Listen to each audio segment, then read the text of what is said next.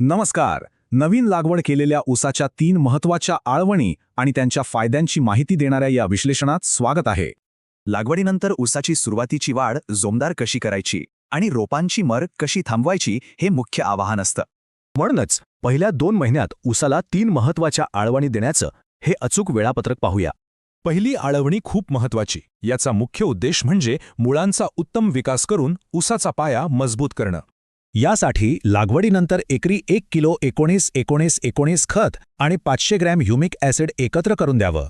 या डोसमुळे काय होतं तर ऊस जमिनीत छान रुजतो आणि सुरुवातीची फूट अगदीच जोमदार होते. आता वळूया दुसऱ्या आळवणीकडे. इथं मुख्य भर असतो तो ऊसाचं विविध रोगांपासून संरक्षण करण्यावर.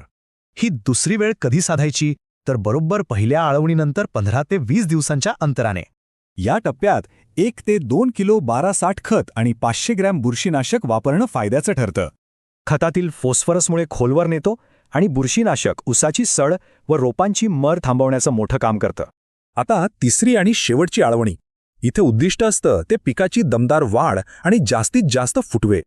ही शेवटची मात्रा दुसऱ्या आळवणीनंतर बरोबर 1 महिन्यानं देणं गरजेचं. टायमिंग एकदम परफेक्ट हवं. यामध्ये 1 ते 2 किलो 13-40-13 खत आणि 500 ग्रॅम कीटकनाशक आवर्जून वापरायला हवं. कीटकनाशक खोडकिडींपासून वाचवतं आणि खतामुळे ऊसाची जाडी वाढून मुबलक फुटवे मिळतात. एकदम उत्तम रिझल्ट. पण थांबा, या सगळ्या आळवण्या करण्यापूर्वी जमिनीच्या स्थितीबाबत एक अत्यंत महत्त्वाचा नियम पाळलाच पाहिजे.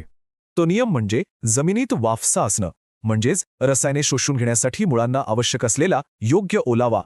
वापसा स्थिती असतानाच हे रासायनिक मिश्रण नेहमी थेट मुळांच्याच जवळ दिलं जाईल याची नक्की खात्री करावी. या अचूक वेळापत्रकाने भरपूर उत्पादन हमखास मिळेल, पण हवामान बदलत असताना जमिनीत योग्य वापसा कसा टिकवायचा